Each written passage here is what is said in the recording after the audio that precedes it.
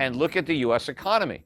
We're loaded up with debt. We have record auto loans, record mortgage debt, record student debt, record credit card debt. The US government has record amounts of debt. Corporations are loaded up with record amounts of debt.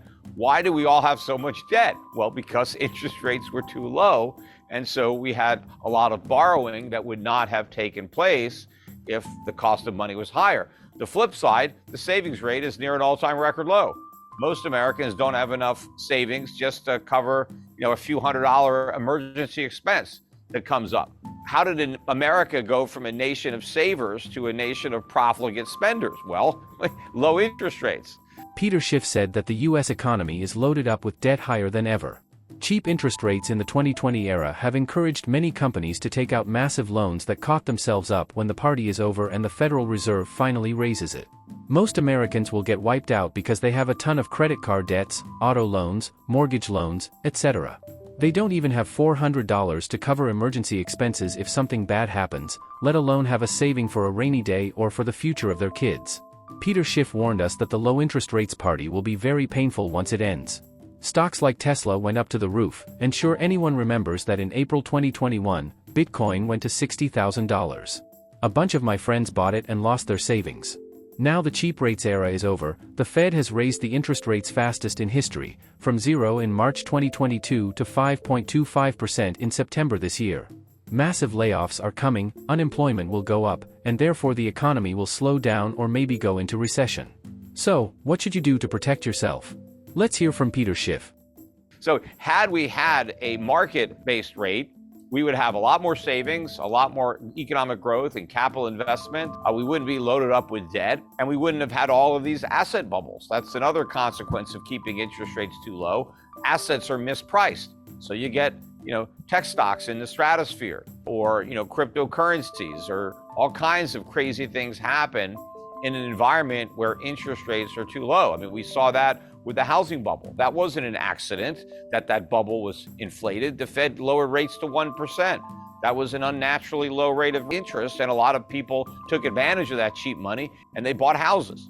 And so home prices kept going up. As the Fed raises rates, people start to sober up, and and they start dumping a lot of these overpriced assets that they bought during a mania. But rates are going a lot higher over time. And in reality, even though we've had all these rate hikes, interest rates are still below the inflation rate. So we're still encouraging people to borrow by providing them with a negative rate. And so rates are too low. Rates need to be positive. The free market would not set real interest rates negative, because nobody in their right mind is going to loan money to get back less than they loan, because all loans have a degree of risk associated with them. And you're not going to risk your money for a negative rate of return. You might as well just keep your money and at least break even, right? But of course, if there is a lot of inflation, then people will look for alternative ways to store their purchasing power, because they can't do it in the currency that's being inflated, so they'll look at alternatives. Oh, well, there are a lot of things that you can do to protect yourself and limit the damage. And yeah, you need to own assets.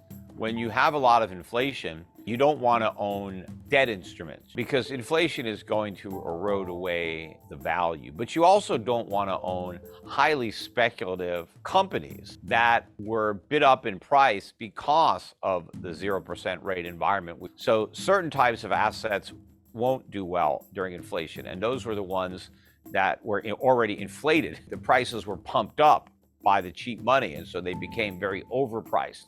And so as the air comes out of those bubbles, even in an inflationary environment, the price of those assets is going to fall. So you want to avoid what benefited when rates were at zero. And you want to look at different assets that will provide protection.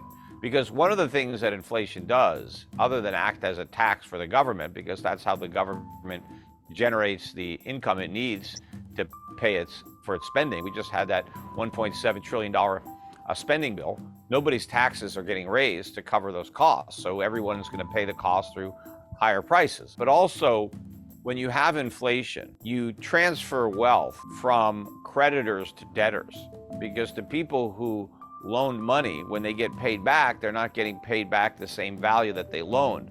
The flip side is the people who borrowed money, when they have to repay the debt, they're not paying back as much value as they originally got. If you look at a stock, for example, there are stockholders and there are bondholders. So during inflation, the bondholders lose at the stockholders gain, right? So it's the bondholders' loss is the stockholders' gain. But you don't want to buy a stock that's, 40, 50, 100 times earnings or has no earnings, because then there can be a big loss. But if you buy a real company that's trading at, 5 to 15 times earnings, somewhere in there, has a good dividend yield, they've been around, they're selling products and services that people really need to buy, and they'll keep buying them. And even if the price goes up, they'll still buy. Maybe they'll buy a little bit less, but they're going to keep on buying. They'll give up other things in order to keep buying what you've got. Those are the companies that you want to own as a way to beat inflation, to have a dividend yield that will rise as fast or faster than your cost of living. And you want to own real things. You want to own commodities. Gold is one of the commodities that people will own. It's obviously the easiest commodity to own because the storage costs are so low. You can get a lot of value in a small space compared to other commodities. So in highly inflationary times, gold is an instrument of choice, not just for individuals, but for governments. I mean, you can already see that now. Major central banks around the world have been adding to their holdings of gold, which are still relatively low compared to where those holdings have been in the past. So I think central banks still have a lot of gold to buy. But the average investor, particularly the institutions, are way underinvested in gold compared to where they would have been 30, 40 years ago.